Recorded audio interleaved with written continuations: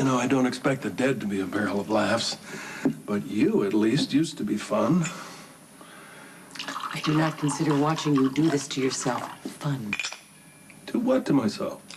Do you have any idea how much booze you've knocked back? No. Why do you care? Mark my words, he's going to lose it in the courtroom.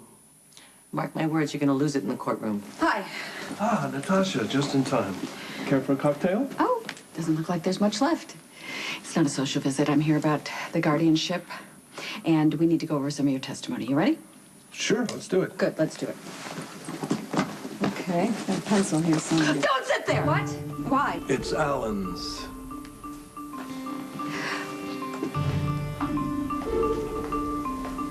Alan's dead, isn't he?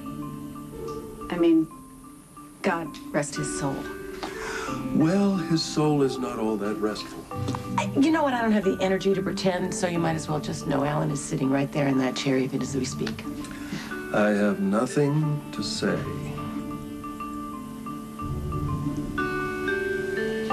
My brother's haunting me. Let's do Laura's case a big favor and not bring that up in court, shall we? Sam, there's someone I want. I can't stress this enough. If a judge thinks that you're able to converse with your dead brother, Scott is going to say that Luke has made you as crazy as he's made Laura. Now, just a minute. My apologies for barging in. Hi, everyone. Hi. This is really important. Sorry. Oh, okay. Excuse me. 1 second. I'm sure I can come up with a number of grounds for annulment. No. This isn't about Carly. My brother, Jerry, is in serious trouble. Mr. Jax, Alexis is here to help us with our legal problems. If you need her assistance, take a number. I'll be with you in a minute. He wouldn't be here if it weren't urgent. It's okay. You two wacky kids powwow. I'm sure the three of us can amuse ourselves. 3. Don't encourage this. Excuse us. Not a problem. What has Jerry done now? I have to be careful how I word this. Oh, dear.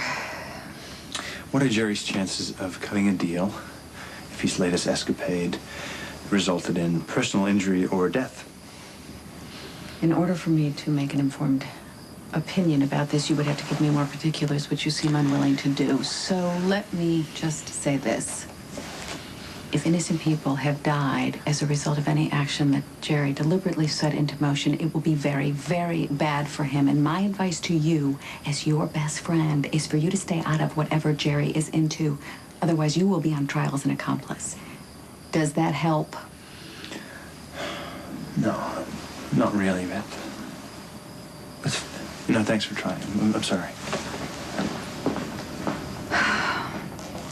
I don't need the dearly departed doctor joining forces with you to monitor my booze intake. We are trying to help you.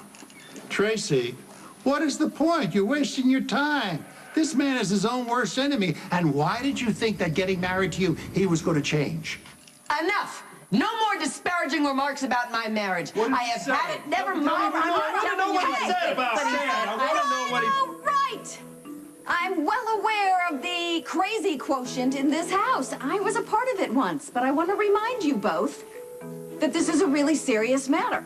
Scott Baldwin may get guardianship of Laura, which will preclude you from ever seeing her again. So I suggest you all pipe down, rein in the insanity, and focus.